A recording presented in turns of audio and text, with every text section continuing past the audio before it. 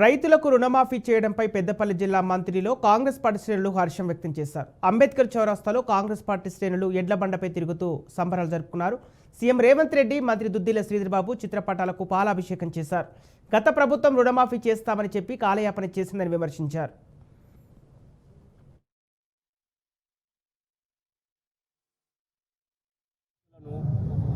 ఏ విధంగా ఇబ్బంది పెట్టి రైతులు అరిగోసపడే సమయం లోపల సోనియా గాంధీ గారు, రాహుల్ గాంధీ గారు తెలంగాణ వైపు చూసి రైతుల పరిస్థితి ఈ విధంగా ఉందని చెప్పేసి మా కాంగ్రెస్ పార్టీ అక్కడ ఉన్న మా రాష్ట్ర నాయకులను పిలిపించుకొని ఆ రోజుల్లో మా ప్రీతం నాయకులు దుద్దిల శ్రీధర్బాబు గారికి మేనిఫెస్టో చైర్మన్గా ఇచ్చి ఆ రోజుల్లో ఉన్న రైతుల పరిస్థితి ఏంది అని దగ్గరుండి తెలుసుకొని శ్రీధర్బాబు గారు ఈ విధంగా 2 లక్షల రుణమాఫీ, వాళ్ళకు రాబోయే రోజుల్లో రైతు భరోసా కార్యక్రమం, పండిన పంట గిట్టుబాటు ధర లోపల 500 బోనసు అనే కార్యక్రమాలు సోనియా గాంధీ ముందట పెట్టేసి వరంగల్లో డిక్లరేషన్ సభ లోపల దాన్ని రైతుకు డిక్లరేషన్ భరోసా కల్పించి ఆ విధంగా ముందు పోతున్న తరుణం లోపల మా శ్రీధర్బాబు గారు, మా ప్రీతం నాయకులు మేనిఫెస్టో చైర్మన్గా ఉండి ప్రతి యావత్ తెలంగాణ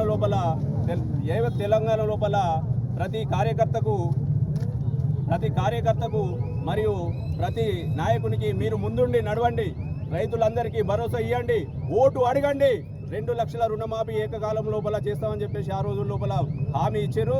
కాబట్టి ఈ రోజు లోపల కార్యకర్తలందరూ, మన కాంగ్రెస్ కార్యకర్తలందరూ సంతోషపడే రోజు వచ్చింది. దీన్ని 1 లక్ష రూపాయల రుణమాఫీ అట్లాంటి పండుగ ఈ రోజు గర్వంగా చేసుకుంటాను.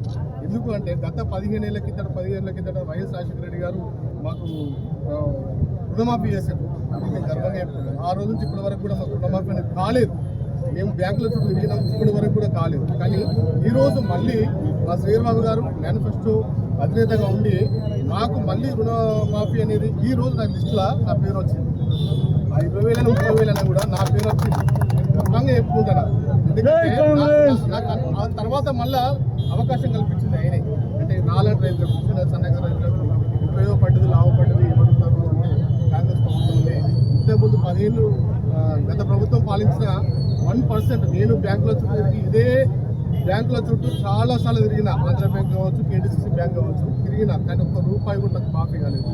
కానీ వైఎస్ రాజశేఖర రెడ్డి గారు ఉన్నప్పుడు ఆయన మాఫీ మళ్ళీ శ్రీధర్బాబు హయాంలో ఇప్పుడు ఆయన ఆధ్వర్యంలో అయ్యింది. చాలా ఒక రైతుగా నేను ఆయనకు చేతులెత్తి ముక్త, ఒక కాంగ్రెస్ పార్టీ వ్యక్తికి